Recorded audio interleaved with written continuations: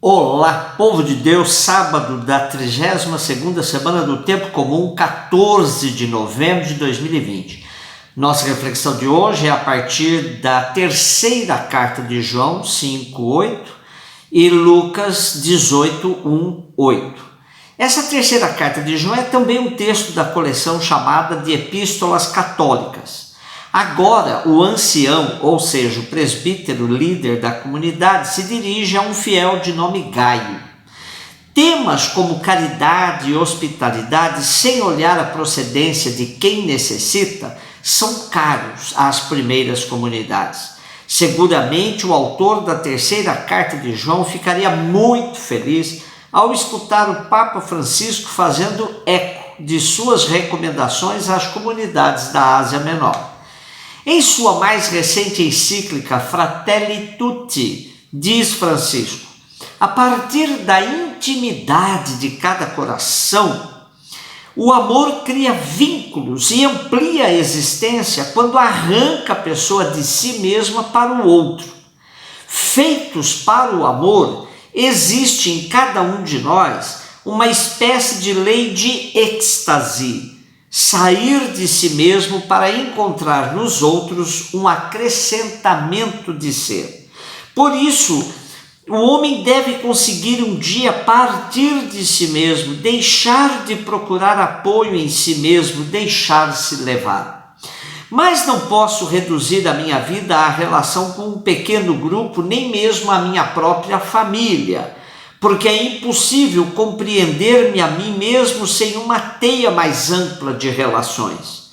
E não só as do momento atual, mas também as relações dos anos anteriores que me foram configurando ao longo de minha vida.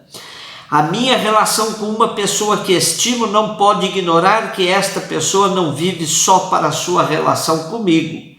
Nem eu vivo apenas relacionando-me com ela. A nossa relação, se é sadia e autêntica, abre-nos aos outros que nos fazem crescer e enriquecem. O mais nobre sentido social hoje facilmente fica anulado sob intimismos egoístas com aparência de relações intensas. Pelo contrário, o amor autêntico que ajuda a crescer e as formas mais nobres de amizade habitam em corações que se deixam completar. O vínculo de casal e de amizade está orientado para abrir o coração em redor, para nos tornar capazes de sair de nós mesmos até acolher a todos. Os grupos fechados e os casais autorreferenciais, que se constituem como um nós contraposto ao mundo inteiro, habitualmente são formas idealizadas de egoísmo e mera autoproteção. Não é sem razão que muitas populações pequenas e sobrevivendo em áreas desérticas conseguiram desenvolver uma generosa capacidade de acolhimento dos peregrinos que passavam, dando assim um sinal exemplar do dever sagrado da hospitalidade. Viveram-no também as comunidades monásticas medievais, como se verifica na regra de São Bento. Embora pudessem perturbar a ordem e o silêncio dos mosteiros, Bento exigia que se tratasse os pobres e os peregrinos com toda a consideração e carinho possíveis. A hospitalidade é uma maneira concreta de não se privar deste desafio e deste dom, que é o encontro com a humanidade mais além do próprio grupo. Aquelas pessoas reconheciam que todos os valores por elas cultivados deviam ser acompanhados por esta capacidade de se transcender a si mesmas numa abertura aos outros. Lucas 18, de 1-8. Já tratamos aqui sobre o tema da oração, que mexe tanto com o nosso povo, com a sua prática. É claro que não podemos reduzi-la a formulações racionais. Por outro lado, não é bom que elas sejam irracionais, somente movidas por sentimentos difusos que nos assaltam em momentos diversos da vida. Na parábola de hoje, em forma de contraste, Deus, o justo e misericordioso, é colocado frente a um juiz perverso, não só por não temer a Deus, mas também por não respeitar as pessoas. O outro dado importante da parábola é o fato do pobre necessitado de justiça ser uma viúva. Sabemos que as viúvas constituíam num dos grupos sociais mais aviltados da época. Temos uma condenação explícita aos fariseus que devoravam as casas das viúvas.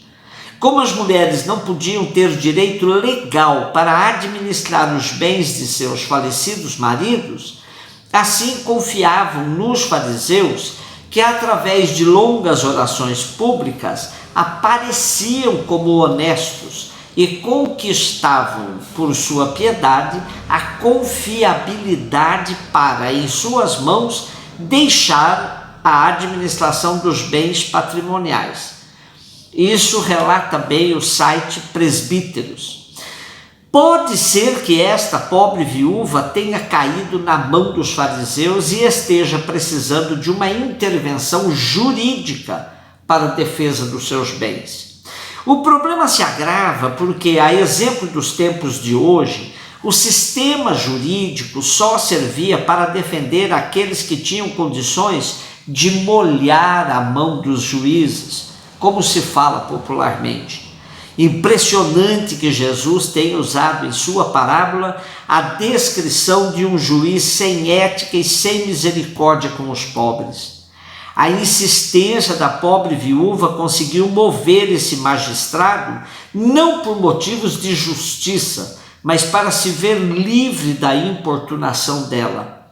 Ora, Jesus diz que se um homem corrupto é capaz de atender um pobre pela perseverança na oração, Deus não fará justiça aos seus eleitos que a Ele clamam dia e noite?